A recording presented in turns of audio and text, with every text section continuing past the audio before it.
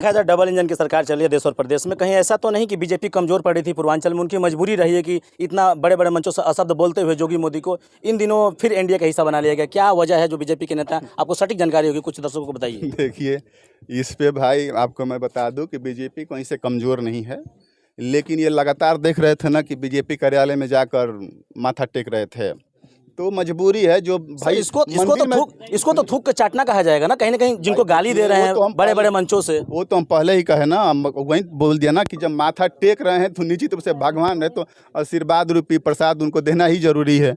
वो तो कहते हैं कि भगवान भी आकर बोले कि बीजेपी में चले जाओ तो हम कतई नहीं जाएंगे। सबसे बड़ा झूठा दुनिया का ये कभी मंच से बोला करते थे कि सबसे झूठा अगर कोई इस देश में है तो माननीय नरेंद्र मोदी जी को और माननीय योगी जी को इन्होंने कहा था, लेकिन आज साबित हो रहा है कि सबसे बड़ा झूठा अगर इस देश और प्रदेश में है तो माननीय ओम प्रकाश राजभर है। कोई बातों का ना अस्तित्व है, न कोई विचारों का अस्तित्व है, न कोई इनकी नीति है, कोई इनका कोई सिद्धांत ही नहीं है।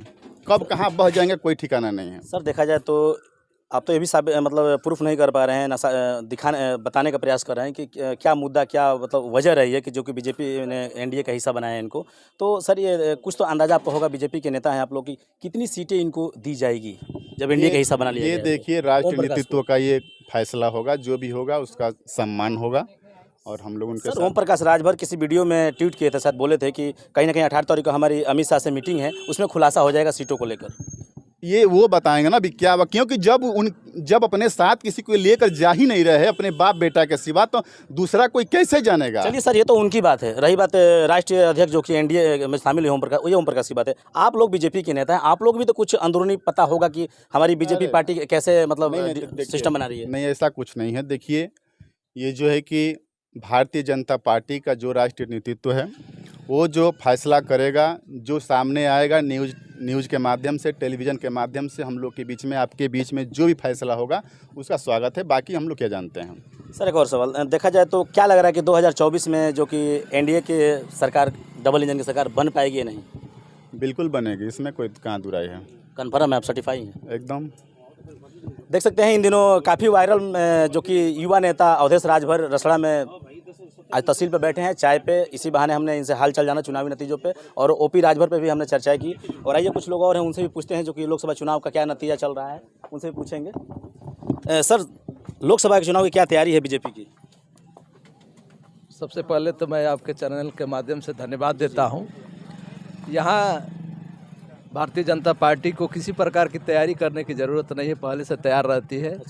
कोई इसमें तैयारी कर। क्या लग रहा है कि डबल इंजन की सरकार संभव बनने जा रही है? बिल्कुल बनेगी, इसमें कोई शंका है क्या?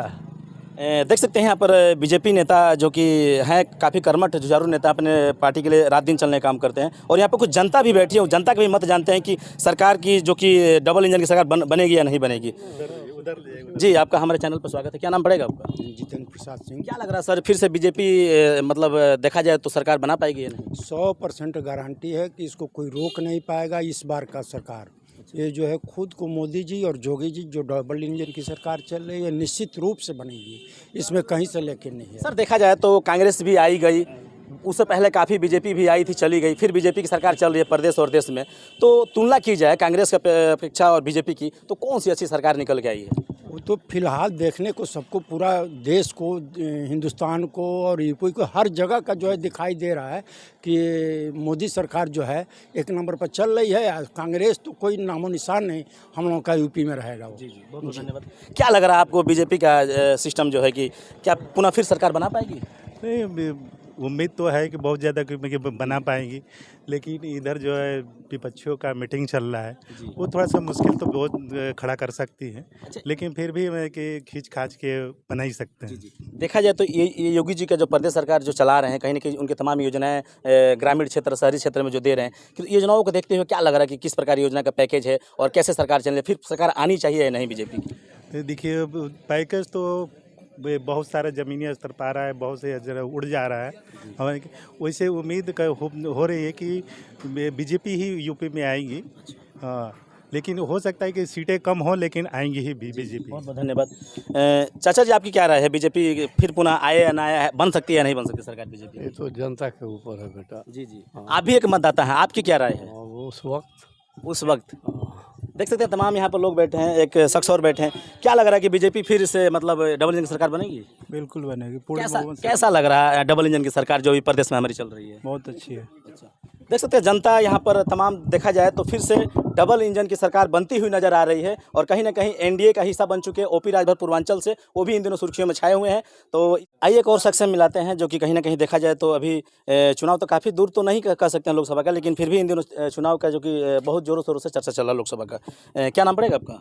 अवधेश यादव। क्या लग रहा है डबल इंजन की सरकार फिर बनेगी या नहीं बनेगी? हाँ, सरकार तो कम उम्मीद है, काहे कि 400 से 1200 हो गया सिलेंडर, टमाटर 5 रुपये से 160 रुपये 200 किलो हो गया। जी जी। हाँ, उम्मीद है कि बन जाएगी। तो सर देखा जाए तो तमाम अभी योजनाएं मोदी जी ने योगी जी ने प्रदेश स्तर से ग्रामीणों को देने का काम किया। जैसे मान लीजिए आपका जो पेंशन जमीन वाला पैसा आता है किसान सिस्टम से, और ठीक है आपने सिलेंडर की बात की है, तो और भी जो बहुत सारे योजना है, तो ओनली फॉर सिलेंडर से ही नाराज है कि और भी योजनाओं से नाराज है कि कहीं खुश भी हैं? हम कहाँ नाराज हैं सर, हम तो खुश हैं। खुश हैं। हाँ, कि 400 की जगह 1200 हो गया, जी जी। 5 रुपये की जगह 200-150 रुपये टमाटर हो गया। पीएम किसान वाला सबका आ ही नहीं रहा है। तो सर आपका मत किसको जाएगा?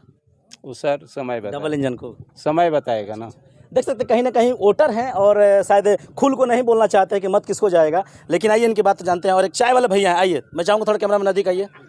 ये चाय वाले भैया सबको चाय पिलाते हैं और कहीं ना कहीं इनसे देखते हैं क्या इनकी राय है। क्या नाम पड़ेगा भैया आपका? राजेंद्र प्रसाद गुप्ता। जी जी।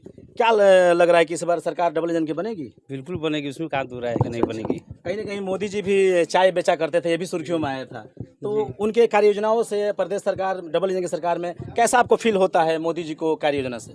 ठीक है, अच्छी तो चल ही रही है, कोई दिक्कत नहीं है। मतलब पुनः आप चाहते हैं कि फिर सत्ता में आए, सरकार आए? बिल्कुल बिल्कुल आना है, उसमें कोई दूर है नहीं। जी जी। तो जनता से भी जो यहाँ पे आपके तमाम लोग चाय पीने आते हैं, तो कहीं ना कहीं सुर्खियों में सुनने आता होगा, आपको कानों से सुनने आता हो चाय पीते पीते कि सरकार किसकी अच्छी है किसकी बुरी है, तो कहाँ तक आपको बड़कपन में सुनने आता है, किसके पक्ष में? भारतीय जनता पार्टी को तो आता है भारतीय सुनने जनता में। पार्टी की। क्या कहेंगे, कुछ जनता आपको देख रहे हैं, कहीं ना चाय बेचने वाले हैं और नहीं, ठीक है। देखा जाए तो मोदी जी भी चाय बेचा करते थे, तो क्या एक संदेश देंगे? पब्लिक देख रही है आपको, हाँ ठीक ही है, वही पब्लिक को क्या कहेंगे, वोटर को क्या कहेंगे आप अपने तरफ से? वही कहना है कि मतलब जो सरकार बनी चल रही है वही फिर चलेगी। जी। देख सकते हैं ये मतदाता हैं और एक चाय बेचने वाले तहसील रसड़ा के अंतर्गत चाय बेचते हैं और कहीं ना कहीं ये पुनः जो कि डबल इंजन का सरकार बनाना चाहते हैं। और इसी के साथ फिर मिलेंगे किसी अगले वीडियो।